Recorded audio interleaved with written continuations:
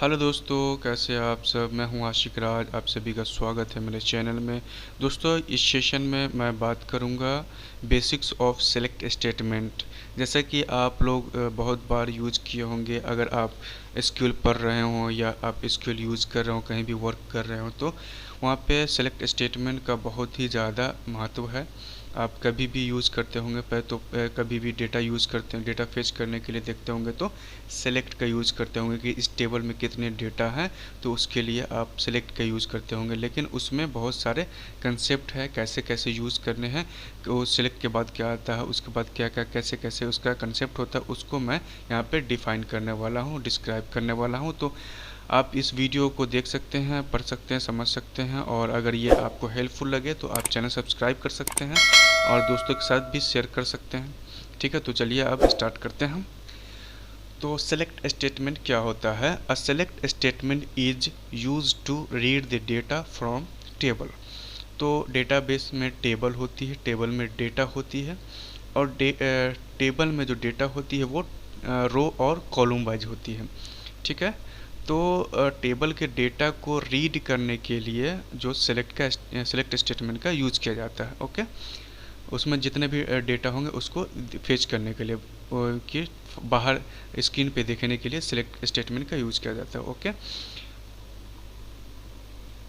The process of reading a table is also called as querying the table. Okay, जैसे कि table का data को हम लोग रीड कर रहे हैं, तो उसको आप ये भी बोल सकते हैं या बोला जाता है कि हम टेबल का पे क्वेरी कर रहे हैं। Okay, so often you may notice people using the term select query. जब भी कोई भी बंदा अगर एसक्यूएल यूज़ कर रहा है, डेटाबेस पे काम कर रहा है, तो जब भी कोई बंदा अगर कोई टेबल का डेटा देखना चाहेगा या क्वेरी करना चाहेगा टेबल पे, तो सबसे पहले वो बंदा सेलेक्ट स्टेटमेंट यूज़ करता है और उसमें देखता है कि इस टेबल में क्या है। Okay,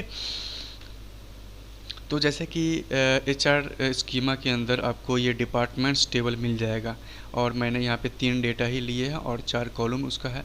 department ID, department name, manager ID, location ID. Okay, तो अगर आपको टेबल से कोई डेटा फेच करना है तो कैसे फेच करेंगे? बहुत बार आप यूज़ किए होंगे, तो उसको ही मैं यहाँ पे क्लियर कर रहा हूँ कि कैसे आप यूज़ करते होंगे।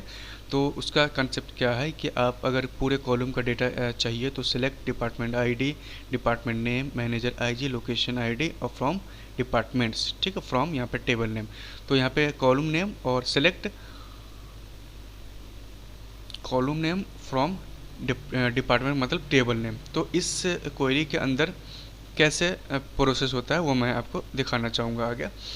तो यहाँ पे ये हम लोग का एसक्यूएल है जो कि मैंने रन कराया, और सारा का सारा डेटा आ जाएगा टेबल से। तो इसका मैं यहाँ पे डिस्क्राइब करना चाहूँगा कि सिलेक्ट क्या करता है।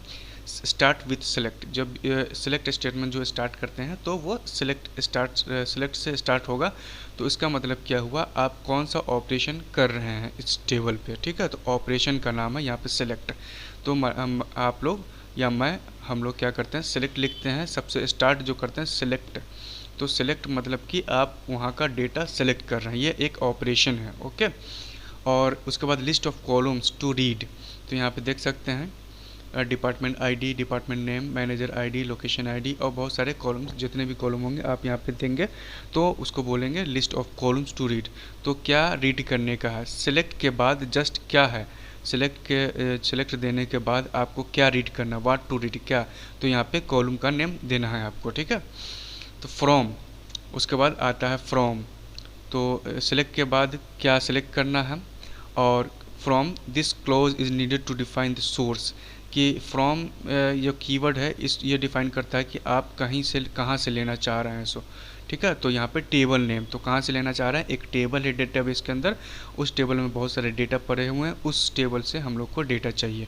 तो ये हम लोग का कंसेप्ट था कि सिलेक्ट स्टेटमेंट कैसे काम करता है। सिलेक्ट जो स्टार्ट होता है तो सिलेक्ट का मतलब हुआ ऑपरेशन, उसके बाद लिस्ट ऑफ कॉलम आप सेलेक्ट करते हैं, उसके बाद फ्रॉम देते हैं कि फ्रॉम कहाँ से मतलब कि कहाँ से लेना है, तो टेबल से लेना है, तो टेबल का नाम यहाँ पे देना पड़ता है, तो वो डेटा फेच करके ला देता है। ठीक है, तो चलिए मैं आपको इसका एग्जांपल रन करा के दिखाता हूँ, कोई भी एग्जांपल। तो सिलेक्ट स्टार्ट फ्रॉम डिपार्टमेंट्स, तो यहाँ पे देख सकते हैं कि यहाँ सारे के सारे यहाँ पे आ चुके हैं। ठीक है। सिलेक्ट स्टॉक फ्रॉम डिपार्टमेंट्स, यहाँ पे देख सकते हैं department ID, department name, manager ID, location ID. तो ये 4 कॉलम है। तो 4 कॉलम को अगर को आपको पूरा का पूरा टेबल के डेटा चाहिए तो आप जो है कि बेटर क्या होता है, बेस्ट प्रैक्टिस होता है कि आप जो है कि उस पूरे 4 कॉलम का ना दे के आप सिर्फ स्टार यूज करेंगे तो वो सारे के सारे टेबल के डेटा ला के दे देगा।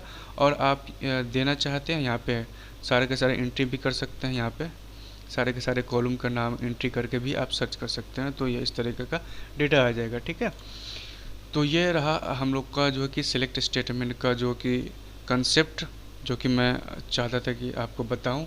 और उम्मीद है ये वीडियो आपको पसंद आई होगी। और आपको अगर ये हेल्पफुल लगती है तो आप ज़रूर से ज़रूर अपने दोस्तों के साथ शेयर करेंगे, वीडियो को लाइक कर देंगे और चैनल को सब्सक्राइब कर देंगे।